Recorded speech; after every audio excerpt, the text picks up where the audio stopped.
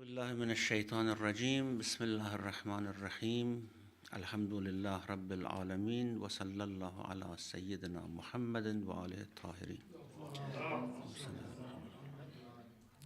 Verse number 58. أعوذ بالله من الشيطان الرجيم وربك الغفور ذو الرحمة لو يؤاخذهم بما كسبوا لعجل لهم العذاب بل لهم موعد لن يجدوا من دونه موئلة. Your Lord is the all-forgiving dispenser of mercy. Were he to take them to task because of what they have committed, he would have surely hastened their punishment. But they have a tryst when they will not find a refuge beside him. Now, if you remember previously, God spoke in a couple of verses about why we do not punish people and why people are avoiding to accept our message. وَمَا مَنَعَ النَّاسَ أَن يُؤْمِنُوا إِذْ جَاءَهُمُ الْهُدَى وَيَسْتَغْفِرُوا إِذْ جَاءَهُمُ الْهُدَى إِلَّا أَن يَأْتِيَهُمْ سُنَّةُ الْأَوَّلِينَ أَوْ يَأْتِيَهُمُ الْعَذَابُ قُبُلًا. What stops people from believing is that they want to step on the footsteps on the previous generations, and they want to see the azab in front of them, and then they would believe. Now, why God would allow this? Why he does not punish communities or individuals before that final punishment coming? The reason is given here, and this is a very deep and general sort of concept which we have to understand to be able to analyze many things which are happening in this world actually. And that is وَرَبُّكَ الْغَفُورُ ذُو الرَّحْمَةِ. Your Lord is forgiving.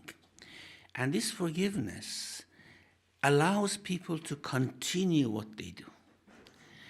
Because they do reject, they do sin, and God forgives. Again, they do it again, and God forgives.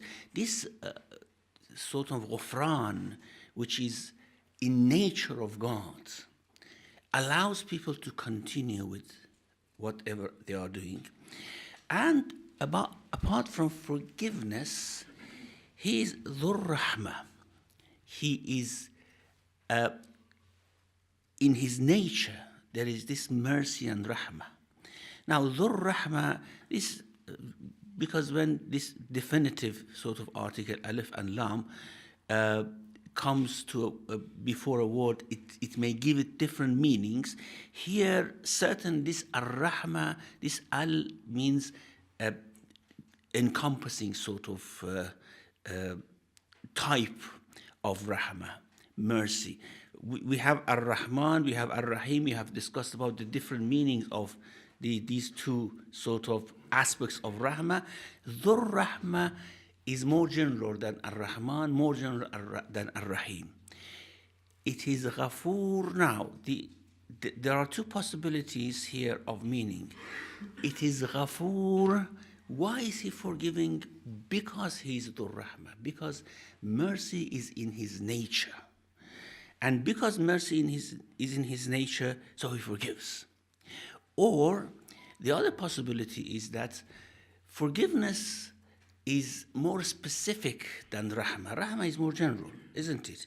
You forgive people if they do something wrong, but you have mercy on people even if they don't do anything wrong. So mercy is more inclusive than forgiveness. Now, either these are referring to these specific and general attitudes of Allah subhanahu wa ta'ala. It is in his nature. When we talk nature, of course, we are talking about in our own language. These are his asma, actually. Because nature of God, we don't know.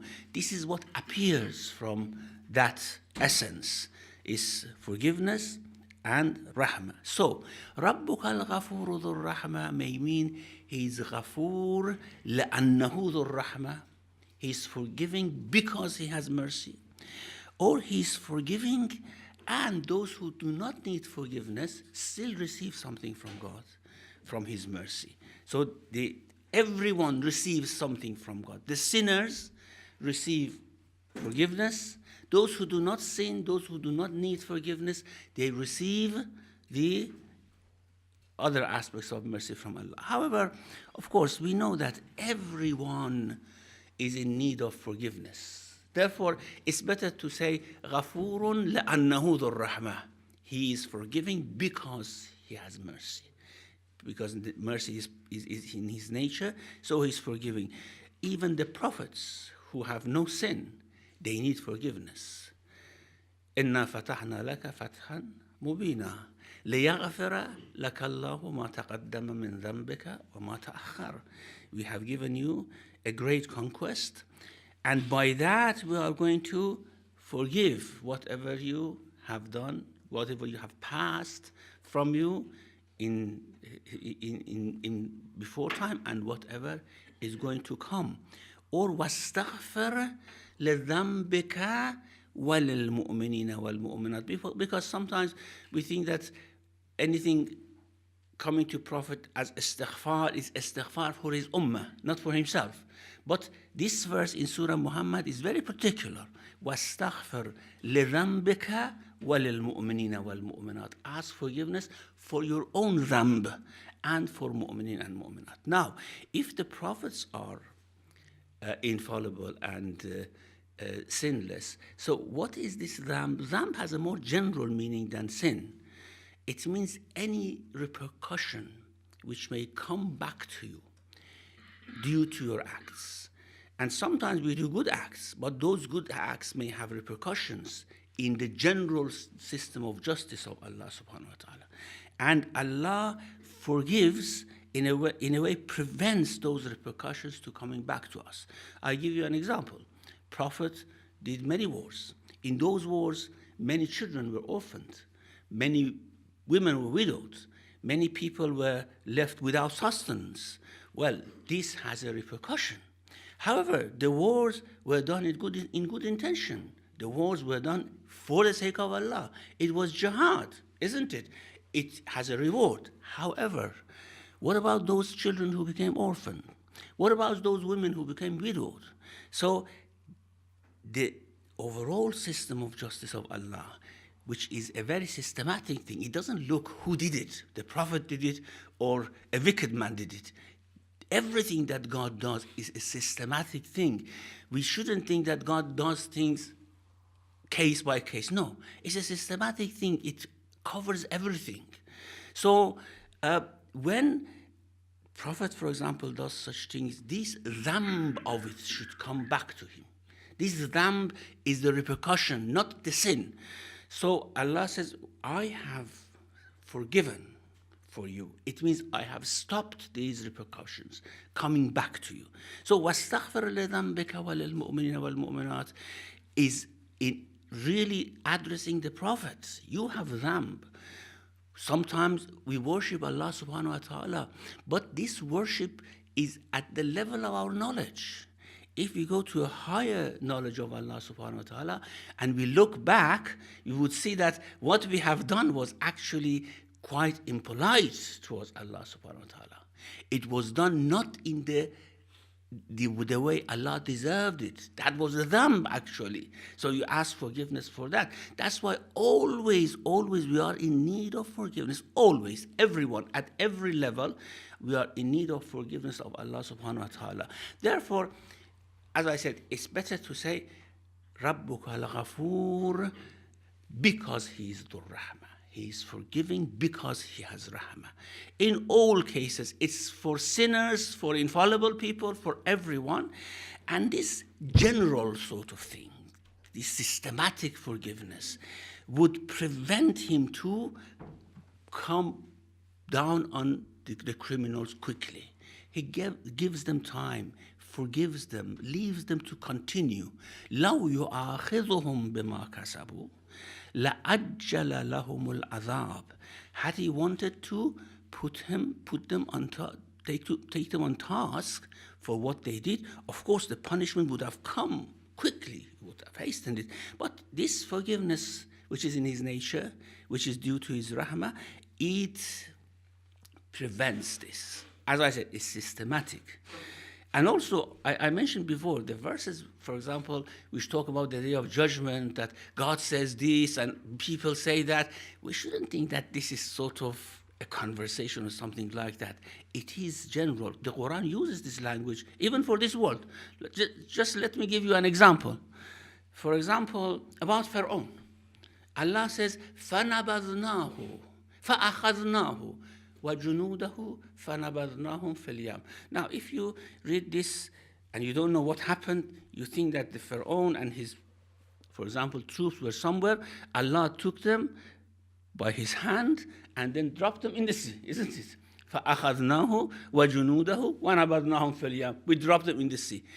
And we read such verses about the day of judgment, we think that yes, Allah takes the criminals and put them in the hell. It doesn't go like that. We know what happened. The troops came from all over the land. They followed Musa and they went into the sea themselves. You see, when I say people go to the hell themselves, they went to the sea themselves and then the water seized them. So it's very systematic. And here about what people do in this world, why Allah does not come upon them, is because of this systematic forgiveness and this systematic rahmah. As I said, this is very important for us to analyze communities and individuals. For example, you see a nation does some carry out lots of wrongs, and we see that Allah doesn't do anything. They carry on doing bloodshed, oppression, and all these things, and God doesn't do anything, and individuals as well. And we are bewildered why these things happen, why God does not take them. Now, put yourselves in the shoes of those people who are committing those crimes. Now, do they have any right to mercy of Allah? Do they have any right to be forgiven and not be punished quickly? Yes, of course they have. When Allah is looking from the high platform in which He is standing, of course they have the right. And Allah lets them do whatever they are doing, although at the expense of other people's lives and property and whatever, it carries on. Of course, Allah would compensate for those people who are wronged, but these people also have a right to that mercy and forgiveness of Allah. So we do not hasten. If I want to hasten my punishment, then I have to uproot everyone. I have to extinguish the human race. And this has come in many other verses. وَلَوْ يُؤَاخِذُ اللَّهُ النَّاسَ بِمَا كَسَبُوا مَا تَرَكَ عَلَى ظَهْرِهَا مِنْ دَابَّةٍ. Had God wanted to take them into task, the people, for what they do, He wouldn't have left one person or even one moving animal on the earth. Everyone, even the animals, should have been destroyed, because animals have a certain level of freedom as well. Even they, not because of the sins of human beings, because of what the animals do, I have to destroy everyone. So I would allow this. However, God, aren't you the just judge? Why you allow this? Of course, I know you are considering the position of these sinners. You want to forgive them. But what about those who are the victims? And what about the overall justice in the world? Don't worry. I have set an appointed time. And I allow this to go until that appointed time. بَلْ لَهُمْ مَوْعِدٌ. Yes, there is a tryst. There is an appointed time. لَنْ يَجِدُوا مِنْ دُونِهِ مَوْئِلًا. They cannot find any refuge when that time comes. So here we have two things in a way, as Allama Tabatabai rahmatullah alayh mentioned in his tafsir, two things are fighting each other. Forgiveness of Allah and justice of Allah. It's just a sort of imaginary scene. Forgiveness of Allah and justice of Allah are actually coming upon people. So the forgiveness, let them go for a while. The justice, say, okay, this is the time.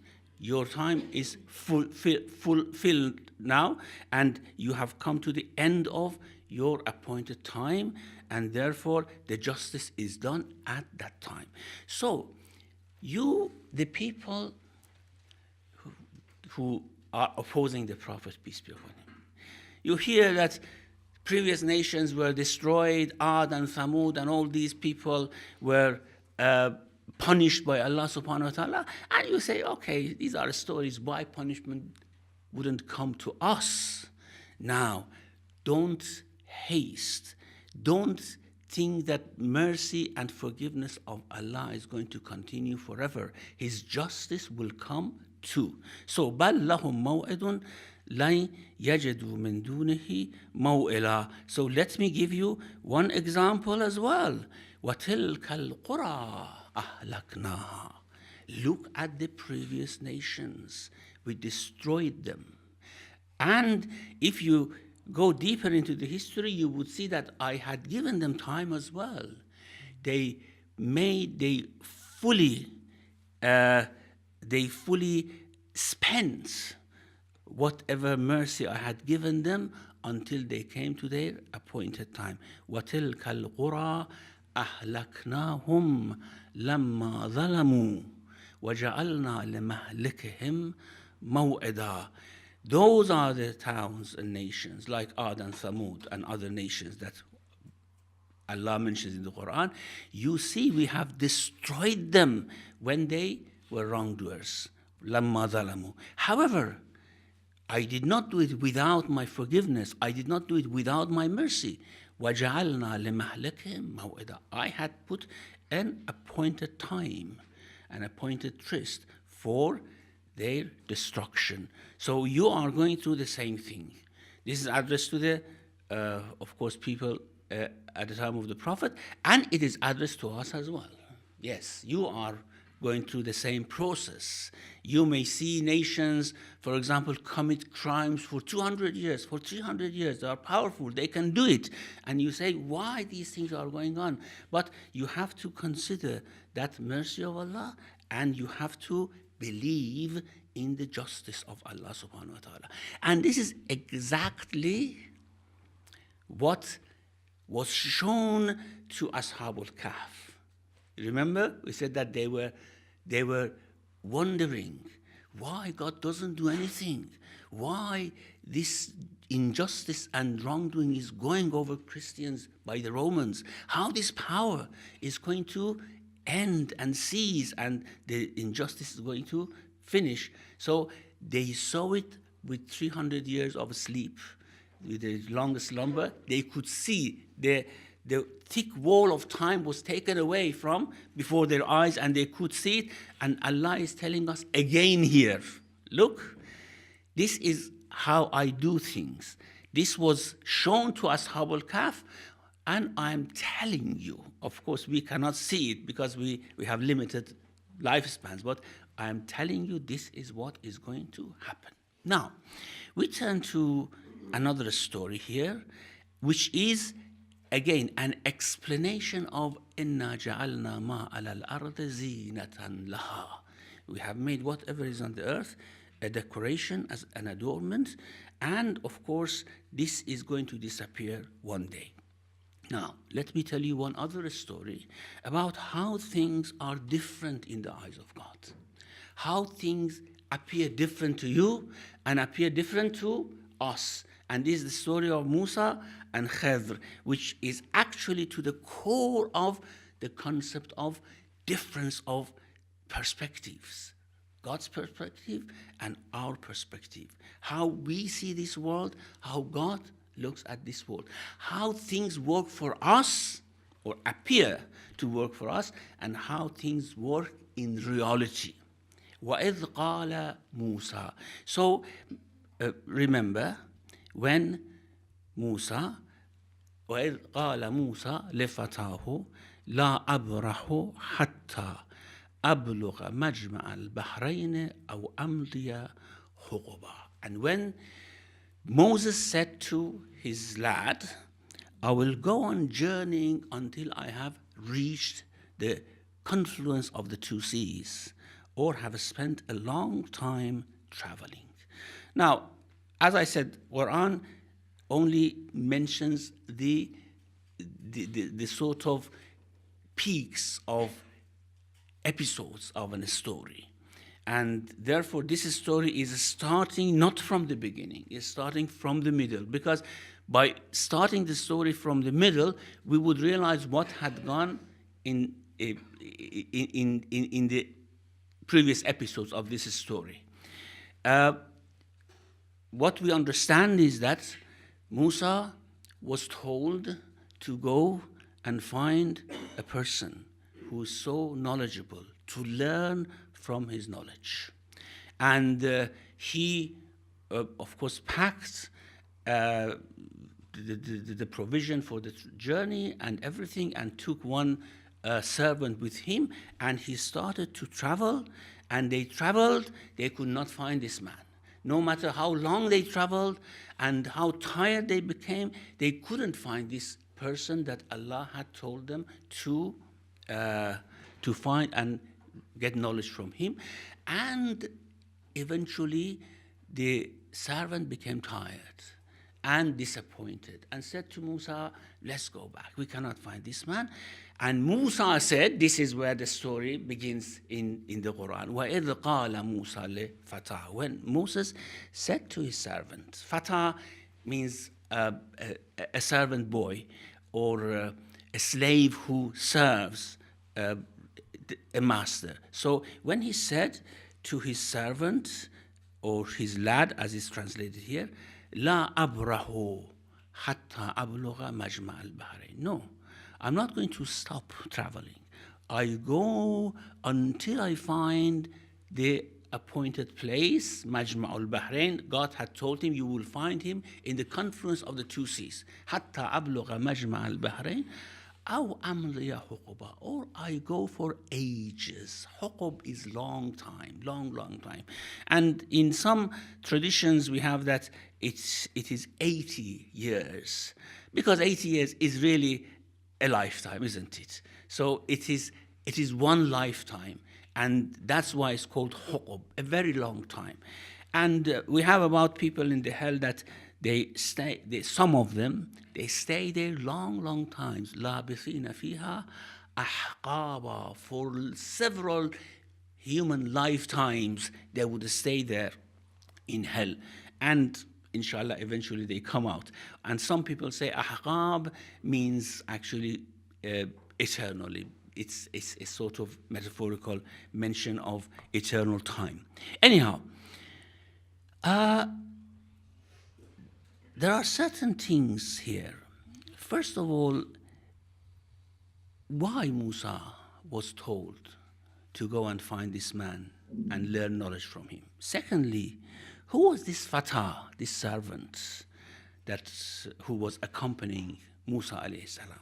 Thirdly, where was this confluence of the two seas, Majma' al-Bahrain, that Allah had told them, you can find that man in Majma' al-Bahrain? And why had he left him so vague to somehow put Musa in such a trouble, probably journeying several weeks or months to find this person, to learn something from him?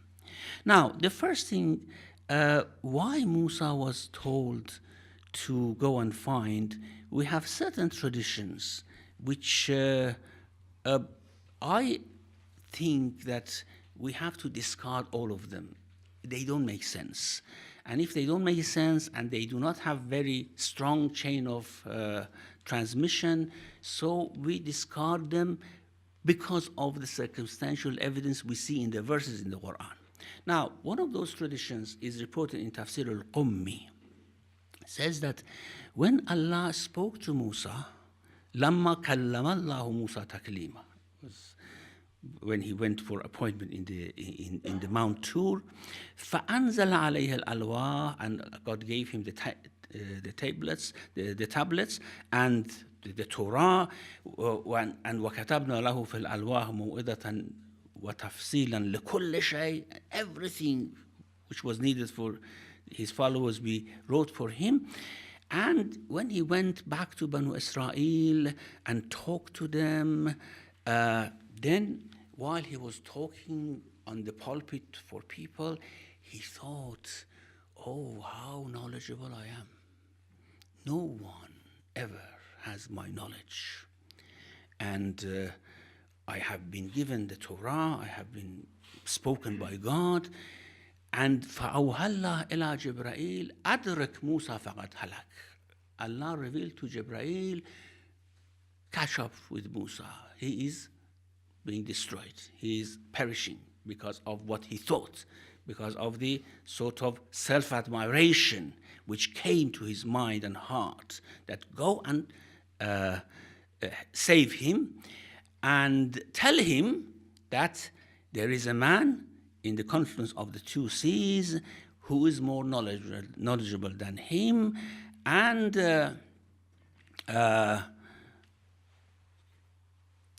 so you go and learn from him, and of course you would find yourself humble after seeing that man. And also Ayyashi has reported something very similar. However, he has reported in a different sort of account for that as well. He says that when Musa was sitting in a group of Banu Israel, someone told him, I don't see anyone to be more knowledgeable than you. No more knowledgeable about Allah than you. And Musa said, yes, I don't see as well anyone more knowledgeable than myself. And then Allah revealed to him that you have to go and find this man. Now, this is very strange. This, of course, for us, this is possible to think like that. But for those people who have crossed the boundaries of true knowledge of Allah subhanahu wa ta'ala, it makes them so humble that they realize that they know very little. And never such things come to their mind. This is just a comparison between a prophet of God who has crossed those boundaries and human beings who are behind this veil. Of course, we behind this veil because we learn our knowledge from reading. I have read more books. I have more information. Or who has more information than me? But the prophets never, ever would think in this way.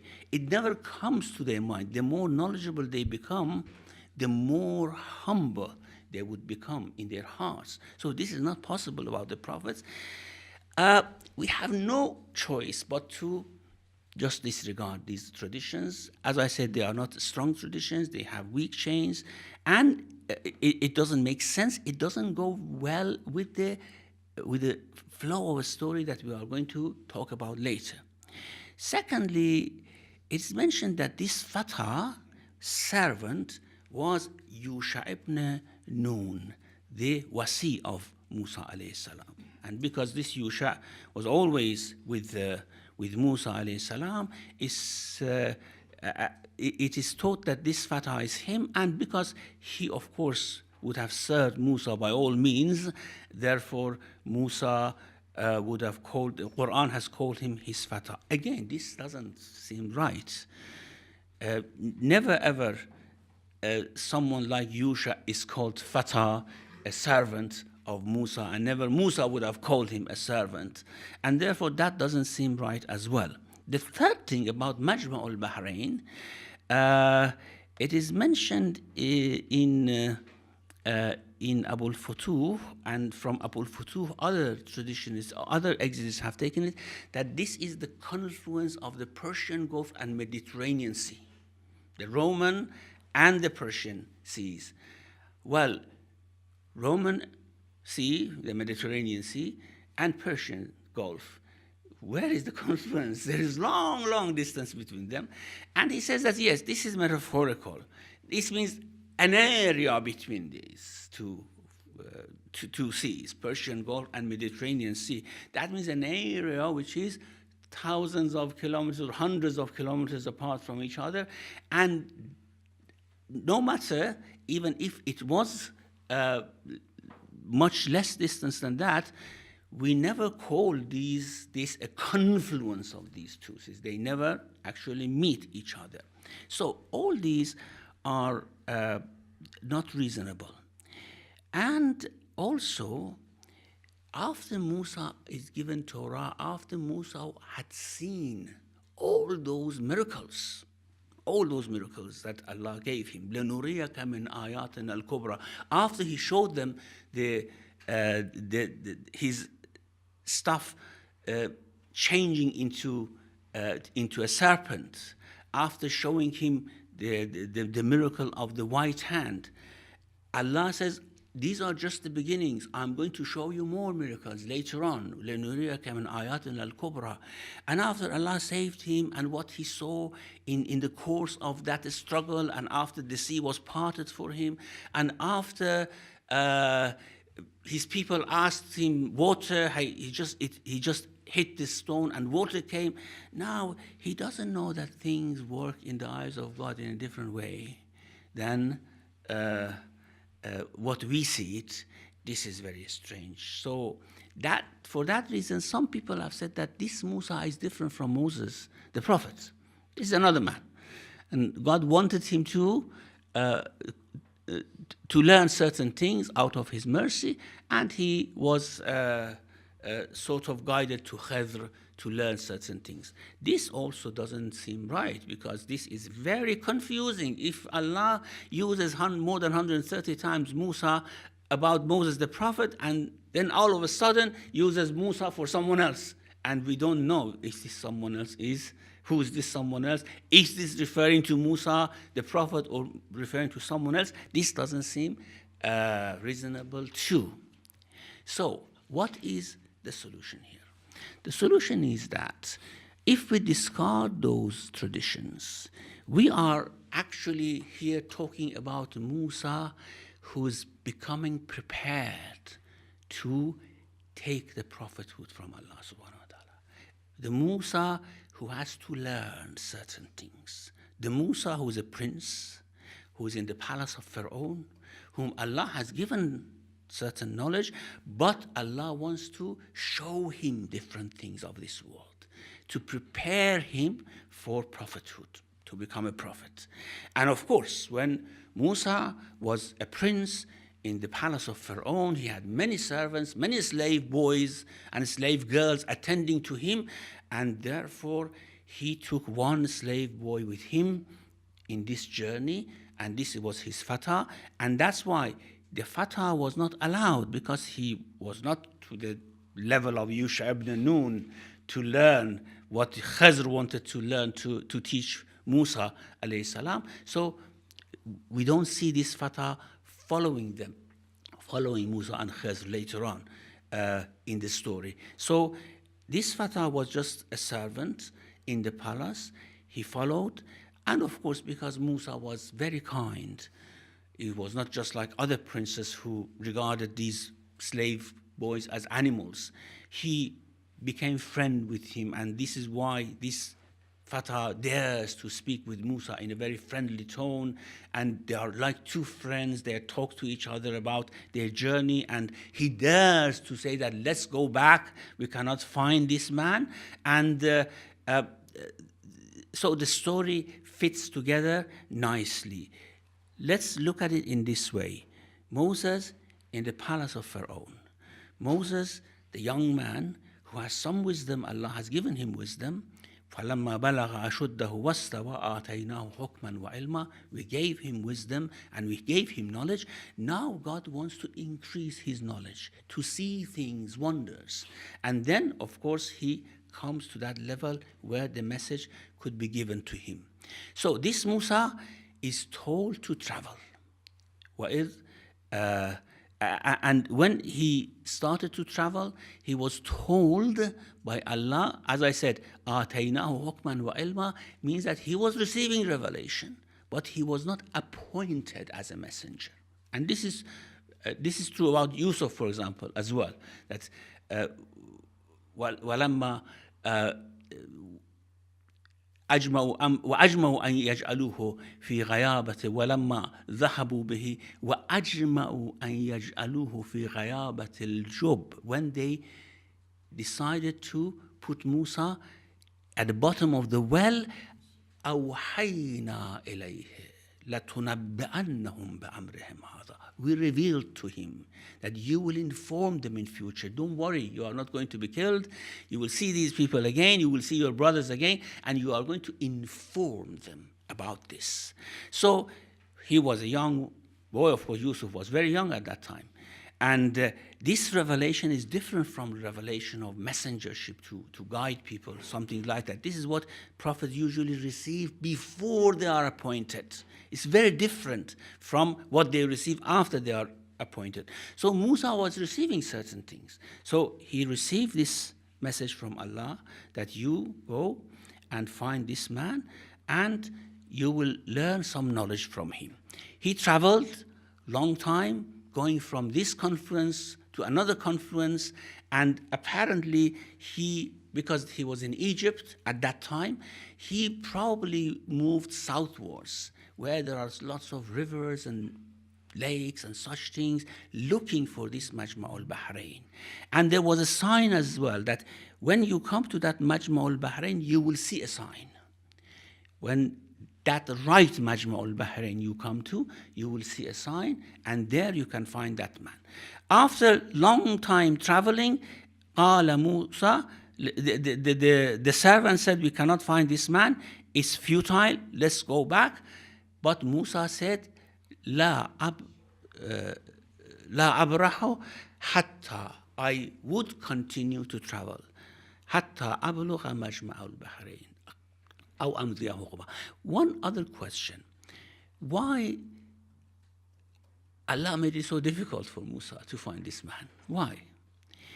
He wanted actually to create, first of all, to see how eager he is. You know, he may have said, Ya Allah, I didn't find him, I go back. Okay, you go back, go. You don't learn. You see, knowledge is always given to us at a certain level of patience, at a certain level of perseverance. It's not something which is just given to people. It's not like wealth. Usually, of course, we have to try to find wealth, but sometimes it's just given like that. No, knowledge is not like this. You have to persevere, have patience, have to try. And this man was going to give great knowledge to Musa, and Musa had to try for it. So Allah, by this sort of journey, Allah tried him to see whether he is really eager to learn or not. He wouldn't say that I couldn't find, so I go back. No. لا أبرح حتى أبلغ مجمع البحرين أو أمضي حقبة. Or I go traveling for lifetimes. For life, not even my own lifetime, for lifetimes I will travel. فلما بلغ مجمع بينهما. Now something happened. They actually came to the confluence of the two seas. They saw the miracle, but they ignored it. And how and what happened later, afterwards, inshallah, we'll discuss it next week. وصلى الله على محمد وآله الطاهرين. Thank you, Sheikh. A very interesting lecture. That may create more discussion. So, brothers and sisters, Bismillah. Anybody is ready from ladies or brother's side? Yeah, Riyash, take the mic, please.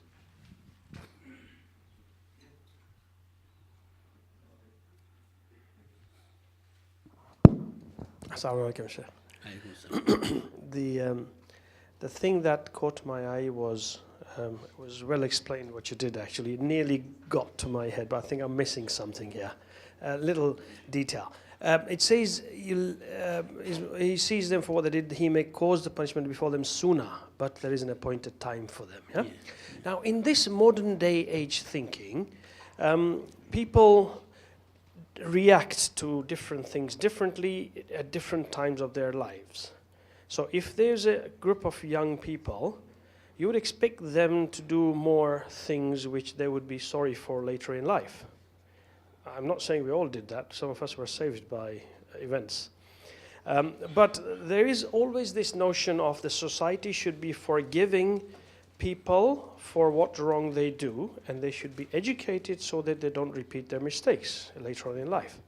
Now, the scenario there is totally different to what God is saying. Is he talking about a people who are totally misguided to the point of needing to be eradicated from earth? Can you see where I'm coming from? How does that apply to us now? Because there is no real society which is worthy of this kind of punishment in front of us. So can we say today that the extremities which are done by people in this day and age are only limited to people who are not educated enough to realize that their actions can cause distress to other people, as opposed to... So then more like what you do in prison is you educate them to see, this is what the effect is of your actions, so it shouldn't be repeated. And then comes the next generation, they do the same thing again. See, so we need this policing state for that reason.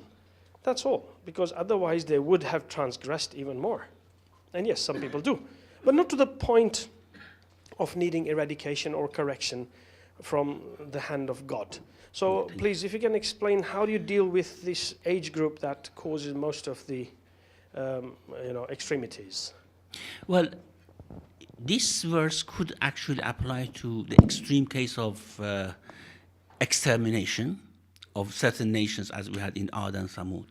It also may refer to sort of selective extermination of certain people, because many exegetists have said this also applies to those who were defeated in Badr and were killed. So those who were defeated in Badr and were killed were only just a selected group of heads of the disbelievers, actually, and they were destroyed. So, as I said, this applies to individuals and to communities as well. However, when we talk about communities, especially at that extreme sense of extermination, the community or society may come to a point where everyone, not those without experience or with experience, is actually has cherished certain concepts which would not allow them to think properly about God, about hereafter. They only follow what their desires tell them. That is where we have come to that red line of societies and civilizations, where all the concepts are changed. This morning we had the news of referendum in Ireland about same-sex marriage, and the authorities of the church are saying that apparently we are not reaching to young people, we are not connecting to them. That's why we had more than 60% vote for same-sex marriage. Now, we may come to a point where we have 100% vote for that. Okay. Now, should we accept it? You see, it's always the case that there are certain values changing in society, but does that mean that it's right, it's going in right direction? If 100% of people vote for something wrong, does it make it right? Of course, with our notion of society nowadays, we say, yes, of course, why not? But this is different from God's perspective. You see, this story of Musa and Khizr is given to us, that your perspective of life is different from God's perspective of life. So just think more deeply. Thank you. Now, we go to the sisters first and then come to the brothers. Sisters, anybody? Any sisters? Yep.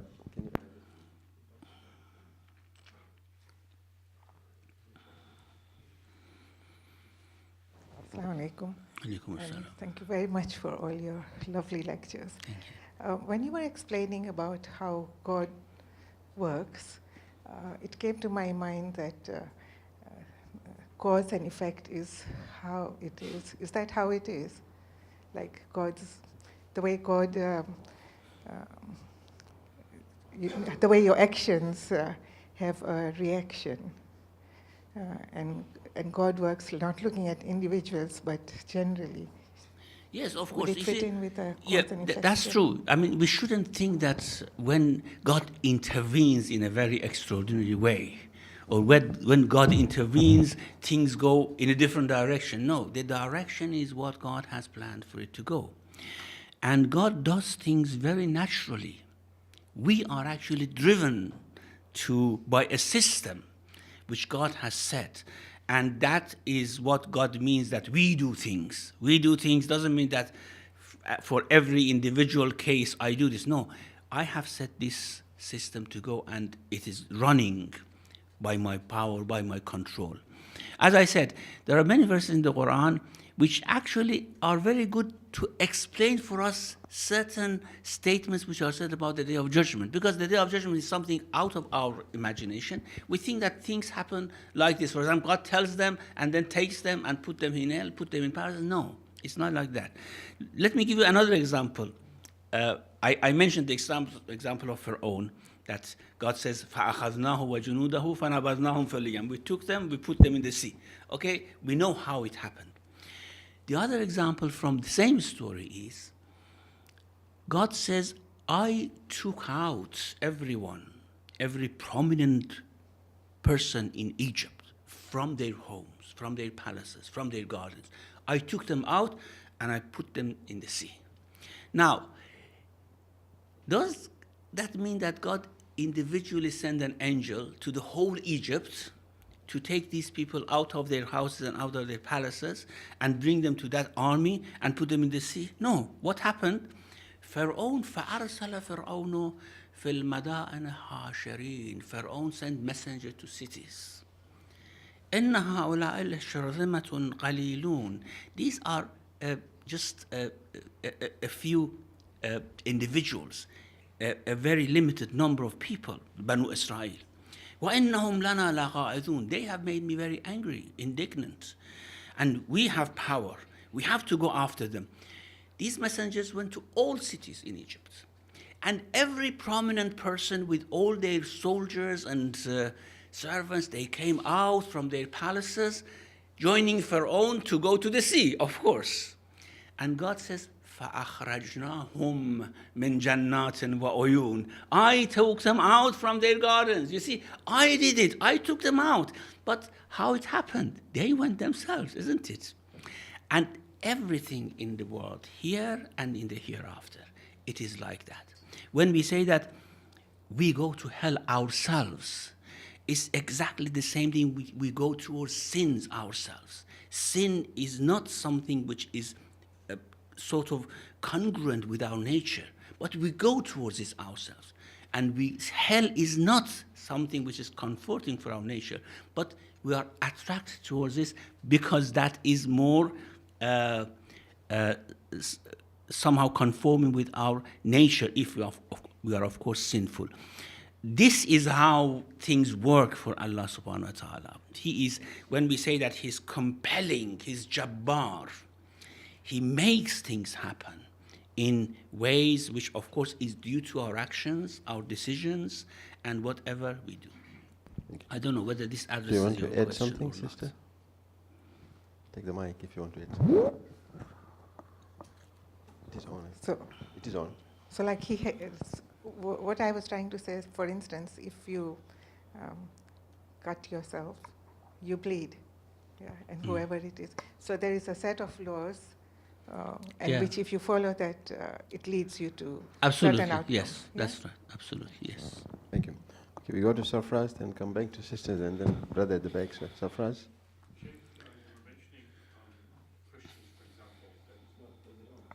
You were mentioning Christians, for example, that they make up what is right and wrong.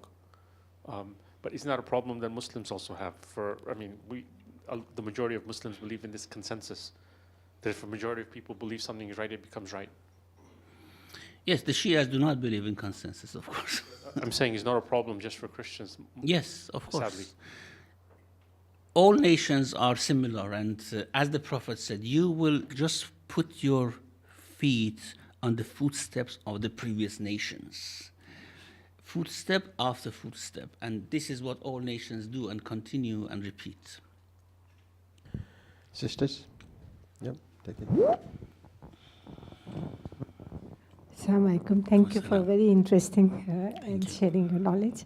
One question arises, looking at the present situation around the world, most of the disaster, when it's occurred through nature or by God, is mostly in the poor countries. You look at, in the last 10 years, most of them are in the poor countries, in the poor villages. Is there any sort of would you justify it in any way? Are they committing more sins, or are they, how would you sort of explain that? No, I mean, I think the number of the number of earthquakes happening in Japan is more than the number of earthquakes anywhere else in the world. But they have actually prepared themselves for it. And the poor countries have not prepared themselves. So that's why we see disasters there and we don't see disasters. We have lots of earthquakes in the United States of America, but we have, for example, casualties about a dozen of people or a couple of dozen people. But if the same thing happened in poor countries, we have thousands of people dying. So we cannot judge it by that. But there's another thing as well. We are actually looking at things in the instant and in our own time. We don't have the wider perspective, why things are happening.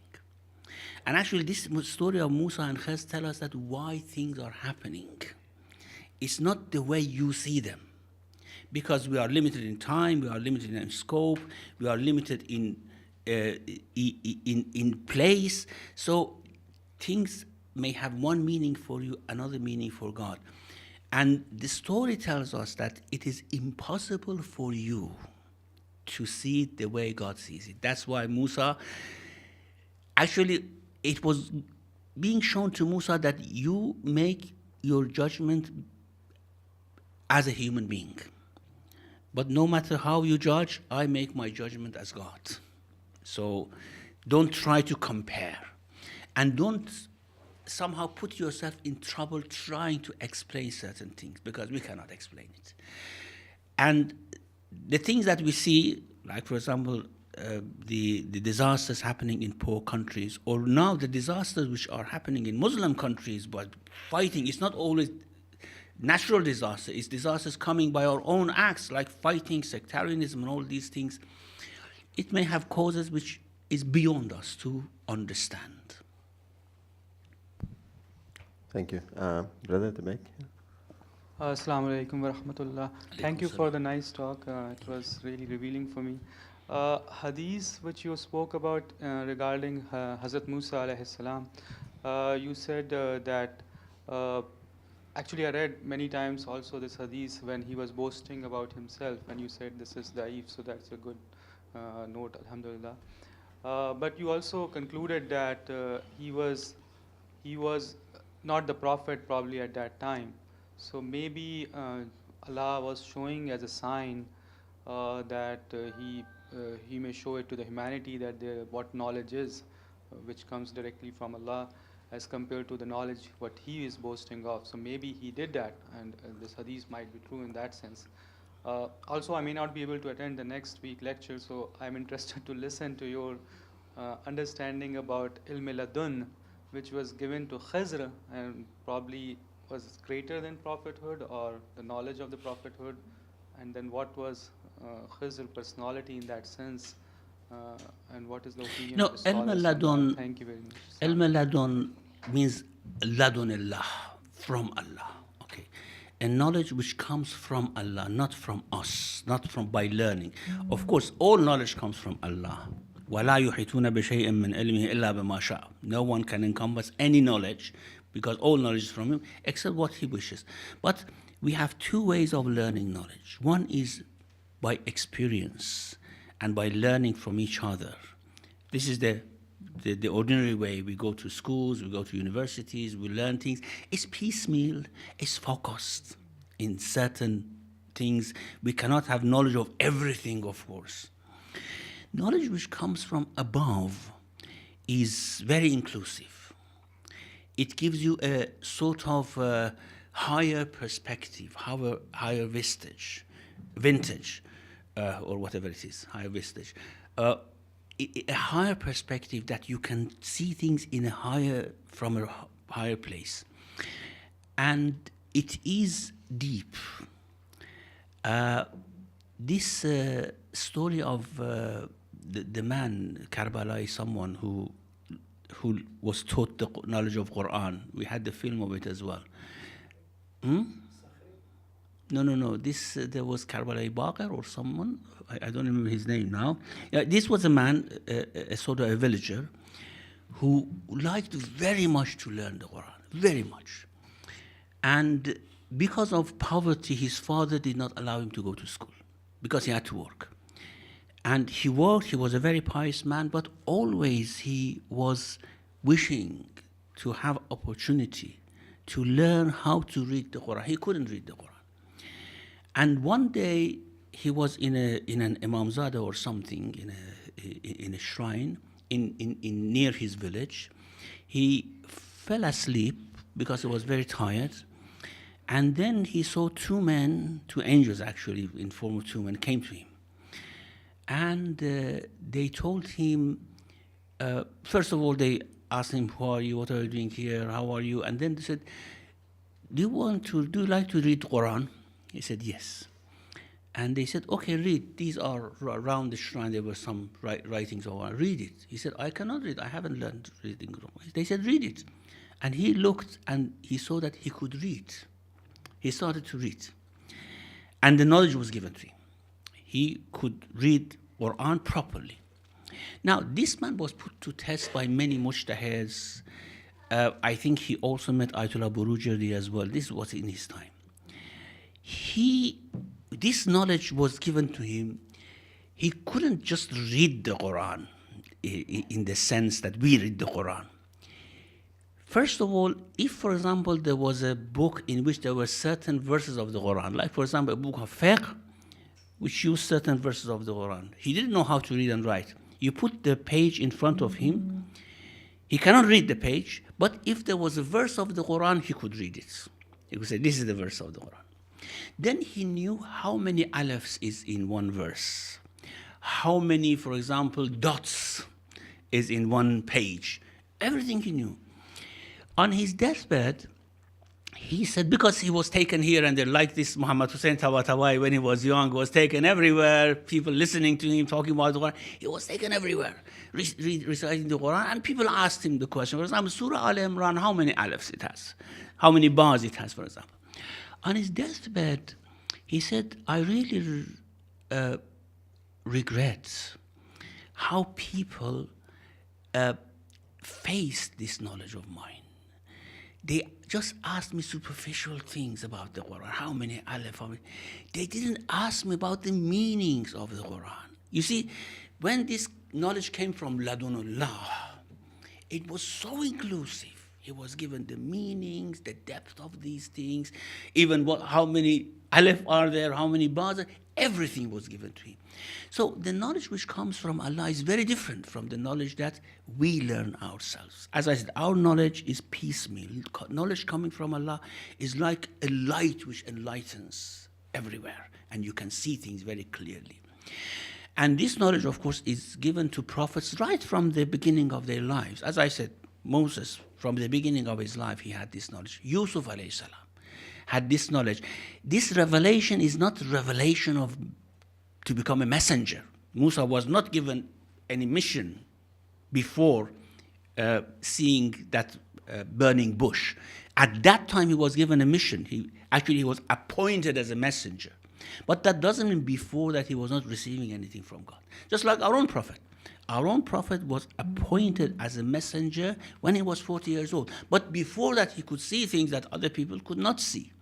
So this knowledge may be given to children at a very young age, like about Yahya, I say, "Ataynahu al-hukma sabiyya." We gave him that knowledge while he was a child, and may be given at an old age.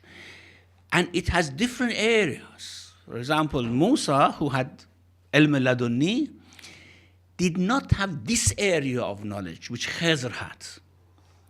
Or Khizr did not have that area of knowledge which Sulaiman had. Sulaiman did not have that area of knowledge that Jesus had, for example. So it has different areas, and when an area of this knowledge is given to a person, it is given to the very depth of it, not just like our superficial knowledge. Thanks for the very clear answer. Sisters? Any sister? No? A brother in front? This one?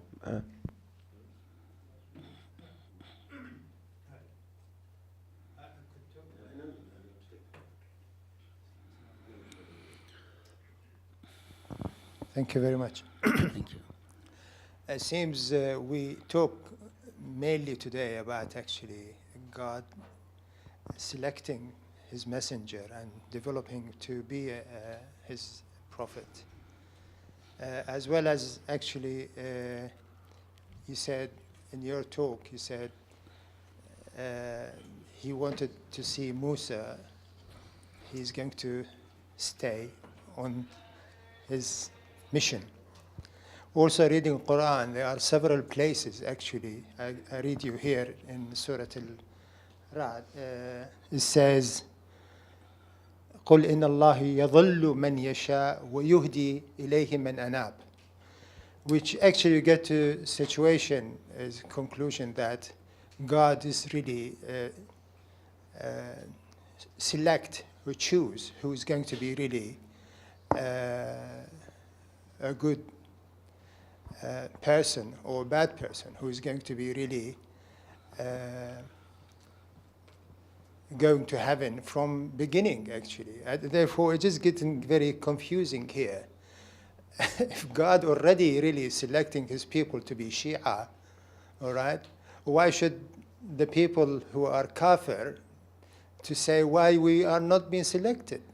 Therefore, is it like that? Is actually if we already been selected to go the mission, and why this should really the people who are not being selected, they're going to really, how are you going to explain this? Because all what you said today, you prove this point. That's God really chosen Musa to follow this path. Well, you know, these titles are sometimes very misleading. If we say God has chosen us to be Shia, you see, Shia is a title, or Muslim is a title, Christian is a title. And God don't choose people for titles. See, we are born Shias, of course. There is the privilege, of course, that we may be given right guidance, but if we don't want to choose to follow that guidance, title wouldn't do anything. Now, in the same verse that you mentioned, قُلْ إِنَّ اللَّهَ يُضِلُّ مَنْ يَشَاءُ وَيَهْدِي إِلَيْهِ مَنْ أَنَابَ. Whoever wants to return. You see? The selection is based on what we intend to do. So if we really want to go to God, yes, Allah guides us. If we don't want to go to God, not that Allah doesn't want to guide us, we do not accept the guidance. And that's the meaning of يُضِلُّ مَنْ يَشَاءُ. I don't care. Go. You don't want to come? Go. This is the meaning of يُضِلُّ مَنْ يَشَاءُ يَهْدِي إِلَيْهِ مَنْ أَنَابَ. Or إِنَّ اللَّهَ لَا يَهْدِي مَنْ هُوَ كَاذِبٌ كَفَّارٌ. God would not guide anyone who's liar, inappreciative of what God has given him. In a sense, it means that they do not accept this guidance. Now, with regards to Musa, you see, if we were given this sort of message from God, that go and find such a man to learn knowledge from him, and we would have gone several months or weeks, we couldn't find him. God, I couldn't find him. You just put me in trouble. You tell me where he is, I go. You see, he wanted to really put Moses through this eagerness and see if really he wants that knowledge or not. وَإِذِ ابْتَلَى إِبْرَاهِيمَ رَبَّهُ بِكَلِمَاتٍ فَأَتَمَّهُنَّ. When Allah tried Ibrahim with certain kalimat which Allah wants to just leave it vague for us because we cannot understand it. So he fulfilled. Then he said, قَالَ إِنِّي جَائِلُكَ لِلنَّاسِ إِمَامًا. Now you are in a position to lead people, to guide people. You see, all these go through certain things. They prove that they deserve to receive it. If I have the knowledge that Khizr had, because I'm not prepared for that knowledge. Suppose Allah gives it to me. What I do? I use it to gain money, of course. I tell look, you are going to that way, don't go that way. Give me some money, I tell you what to do. But he first tries Khizr to see whether he is God-centered or self-centered. Whether he works for his own self, as at the end he says, وَمَا فَعَلْتُ عَنْ أَمْرِي. I didn't do it on my own accord. I didn't want to do it for myself. It's just the mission that I'm doing. So, yes, يَهْدِي مَنْ يَشَاءُ وَيُضِلُّ مَنْ يَشَاءُ. Just take it systematically again. Not that Allah chooses individually, although He does. Of course, everything Allah does is particular, is universal. he, of course, guides those who turn towards him. He misguides those who turn away from him. It's all our own initiative. Then, of course, we are set in a process. Thank you. Just quickly for your information, before you go into the sisters, the Karbala that Sheikh was talking about, the movie is available on the YouTube. Yeah, the movie is available, Okay, yeah. so sisters? Yeah. What's the name? You remember? I don't know. Surprise. Karbala Bakr or? Karbala Kazim, yeah, Yes. okay. Thanks. You see, Bakr and Kazim are very close. Yes. Just on that note, I just want to ask you, when you say Prophet Rasulullah had that knowledge right from the beginning, Musa had that instinct when he was born, as a spiritual sort of a more guidance than the rest of the people. Like Isa alayhi salam spoke when he was a child. So on what criteria individual nafs would have that sort of a quality to be, I know if Allah does want to wish, whatever he does it, but there must be something in which Allah chooses that particular nafs to be raised so high on that level. You see, all of us have that when we are born. The point is that we do not care much about it because we are focused on the dunya. Now, when Allah chooses, for example, Jesus alayhi salam, right from his birth, he knows that he is not going to somehow retract later on. Isa alayhi salam, you know how fearful Jesus was during his life, how cautious he was. He didn't build any house for himself because he feared that he may be somehow attracted to this world. Now, God knows from the beginning that this is the one that I have to choose to guide people, and gives it right from the beginning. Now, if he gives the same thing to me, I would fail God. God, Allahu a'lamu haythu yaj'alu risalata. He knows best where to put his mission. Because there are certain people with this strong sort of resolve. Then Allah knows it from the beginning that these are people with a strong resolve. He gives them right from the childhood because it is needed for us to be guided by them. And of course, people have different levels. In the same way that we have different levels of mentality, different capacities in our physical strength, in our mental strength, in the span of life, we are different in our spiritualities as well. Some have stronger spiritualities, spiritual attitudes, some have weaker. But it doesn't mean that those who have a stronger spiritual attitude are to be guided. No, they may be misguided. Shaitan had a very strong spiritual attitude among the jinn, very strong, and that's why he went up. But he did fail. And many human beings had that very, very strong spiritual attraction, but they were failed later on because they were attracted by dunya. About Bal'am Ba'ur, which is mentioned in the Quran, in the Bible, وَلَكِنَّهُ أَخْلَدَ إِلَى الْأَرْضِ وَاتَّبَعَ هَوَاهُ. He followed his desire. He was focused on this world, although he's very, very high spiritual attraction. So we are given different levels of mental capacity, spiritual capacity, physical capacity, but Allah would treat every one of us according to our capacity and give us the path to our perfection to fill one place later on in paradise, inshallah, if we go there. Thanks. Just we may be able to fit in just one. Zuhair? Alaikum salam. Yeah. Is it on? It's not on. It's